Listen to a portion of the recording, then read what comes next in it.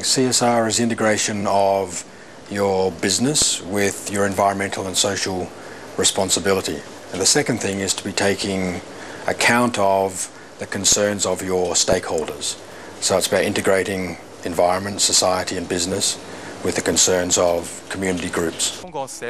In 2002, Bernard Chan initiated the Caring Company scheme in collaboration with the umbrella group, the Hong Kong Council of Social Service. The aim was to encourage local businesses to give something back to the community.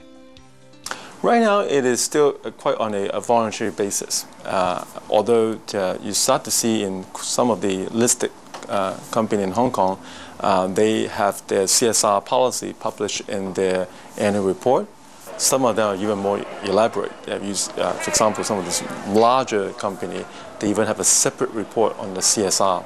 Large companies might seem more likely to have the resources to devote to social or environmental issues. In Hong Kong, though, small to medium-sized enterprises, or SMEs, account for over 90% of the businesses in operation. I think most corporate social responsibility in Hong Kong is still done by large corporations. I think there's a small but growing number of SMEs doing CSR.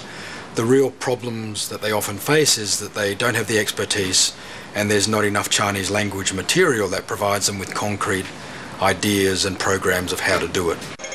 Hong Kong is kind of exceptional in the region with a government that is not taking leadership on social or environmental responsibility, whether it's the mainland, Malaysia, Singapore, Philippines. In all those instances, the governments are providing information and knowledge, providing leadership. And in Hong Kong, because of our sort of hands-off approach to government, we don't have that. Since its inception, the number of businesses taking part in the Caring Company campaign has grown from 250 to 1,500. Being seen as a caring company does have undoubted PR value, but there is a concern that some organisations are doing just enough to gain that PR boost without being fully committed.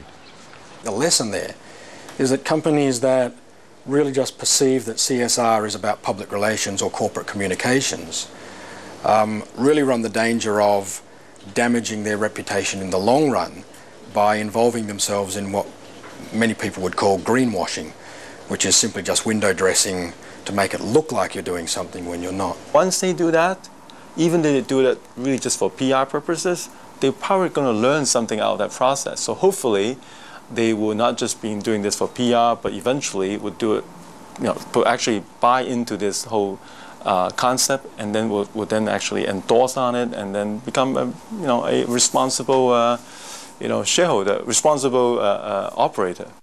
For businesses, profit is the bottom line.